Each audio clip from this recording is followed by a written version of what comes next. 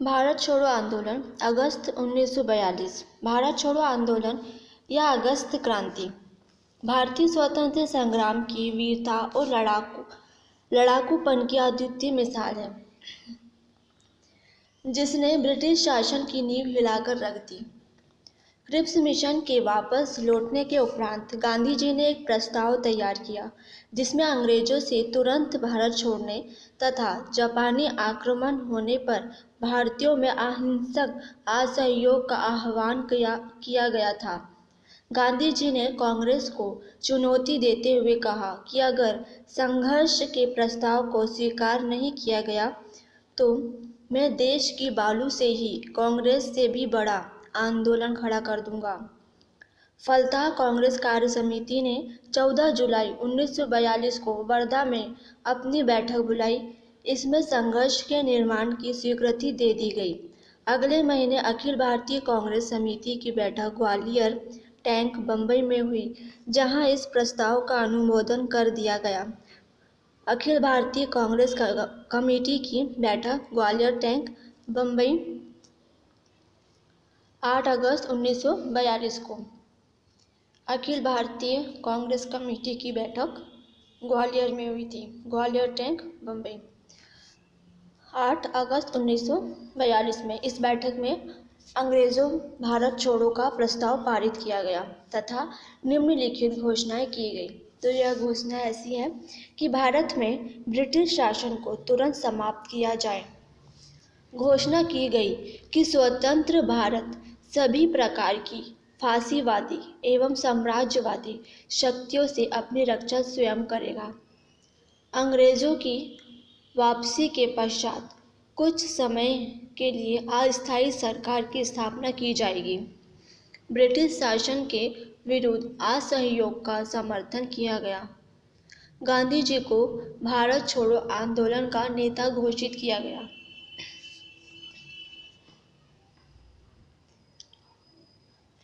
यह सारी चीज़ें कहाँ हुई थी? ग्वालियर टैंक मुंबई में 8 अगस्त 1942 को। अब जो नेक्स्ट है, विभिन्न वर्गों को गांधी जी द्वारा निर्देश। तो इन निर्देशों की घोषणा ग्वालियर टैंक में ही कर दी गई थी। तो यह बेहद महत्वपूर्ण है, इसे ध्यान से सुनिएगा। सरकारी सेवक नौकरी ना छोड़े, परंतु कांग्रेस के प्रति अपनी निष्ठा की घोषणा कर दे। नेक्स्ट, सैनिक अपने देशवासियों पर गोली चलाने से इनकार कर दे। सैनिक अपने देशवासियों पर गोली चलाने से इनकार कर दे। नेक्स्ट है, छात्र पढ़ाई तभी छोड़े जब आज़ादी हासिल होने तक अपने इस निर्णय पर अटल रह सके।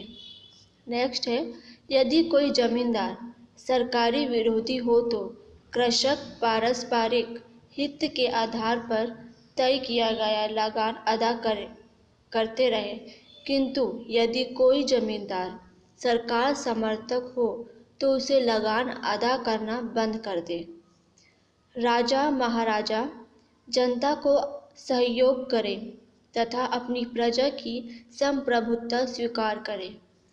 देशी रियासतों के लोग शासकों का सहयोग तभी करें जब वे सरकार विरोधी हो तथा सभी स्वयं को राष्ट्र का एक अंग घोषित करें।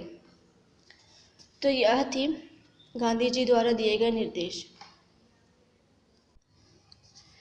इसी अवसर पर गांधी जी ने लोगों से कहा था, एक छोटा सा मंत्र मैं आपको देता हूँ, जिसे आप अपने हृदय में अंकित कर सकते हैं और प्रत्येक सांस में व्यक्त कर सकते हैं। यह मंत्र है, करो या मरो, अर्थात या तो हम भारत को आज़ाद कराएंगे या इस प्रयास में अपनी जान दे देंगे।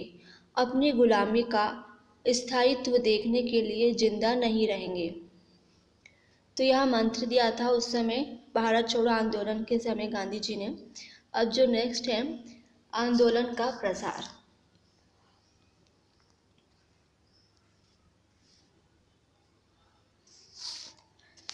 यह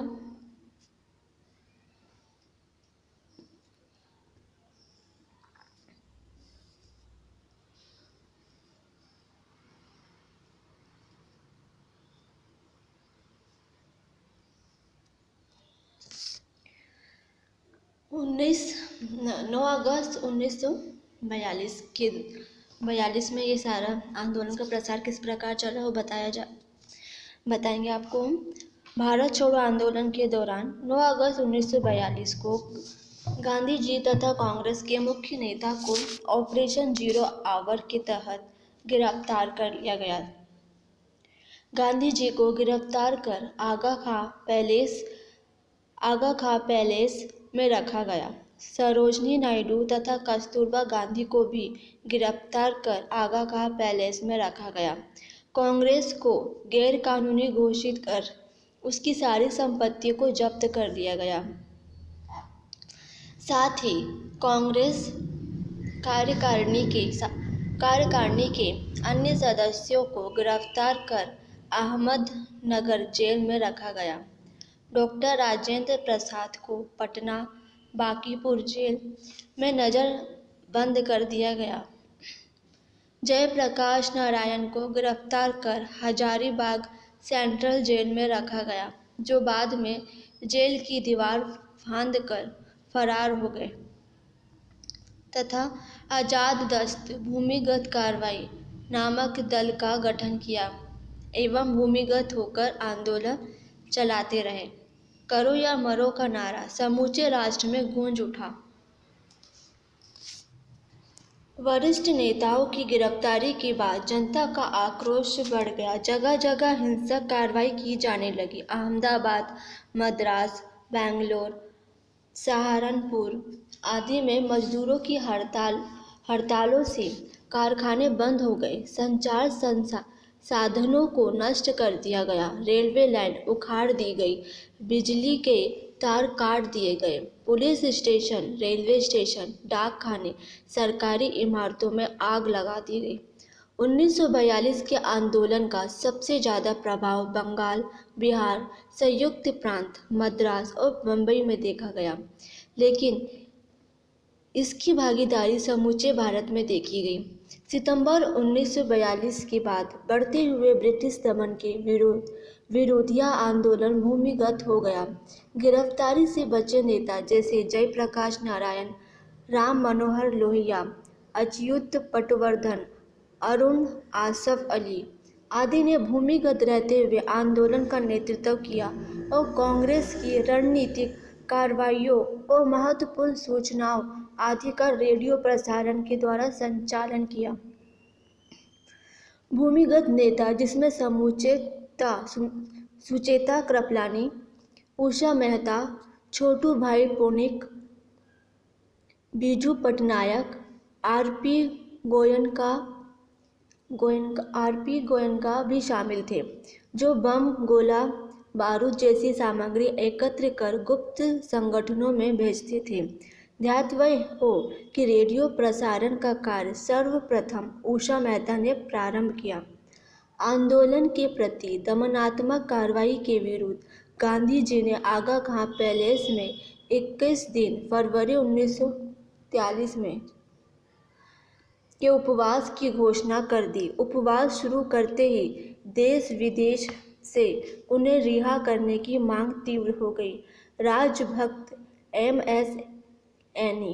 एमएसएनई, एनआर सरकार और एचपी मोदी ने वायसराय की कार्यकारिणी से इस्तीफा दे दिया। 7 मार्च 1943 को गांधी जी ने अपनी भूख हड़ताल वापस ले ली। उनके खराब स्वास्थ्य के कारण सरकार ने 6 मई 1944 को उन्हें कैद से रिहा कर दिया। ध्यातव्य है कि गांधी जी के जेल से रिहा होने के पूर्व ही उनकी पत्नी कस्तूरबा गांधी व निजी सचिव महादेव देसाई की मृत्यु हो चुकी थी। समानांतर सरकार की स्थापना। अब जानते हैं हम समानांतर सरकार की स्थापना। बलिया में चित्तू पांडे के नेतृत्व में, सतारा में वाई.वी. चौहान तथा नाना पाटिल ने नेतृत्व में समानांतर सरकार का गठन किया गया। यह सरकारें क्रमशः 1944 व 1945 तक चली। बंगाल के मेदिनीपुर जिले में तामलुक नामक स्थान पर तामलुक जातीय राष्ट्रीय सरकार की स्थापना की गई। यहाँ की सरकार ने सशस्त्र वाहिनी का गठन किया। इसका अस्तित्व सितंबर 1944 तक रहा। इसके अलावा उड़ीसा के तलचर में भी कुछ समय तक समानांतर सरकार चली। सतारा की समानांतर सरकार सबसे लंबे समय तक अस्तित्व में रही। औंध रियासत के राजा ने, जिसके राज्य का संविधान गांधी जी द्वारा तैयार किया गया था, इस सब में काफ़ी मदद की। अब नेक्स्ट है आंदोलन में आम जन की भागीदारी, जो बेहद महत्वपूर्ण है।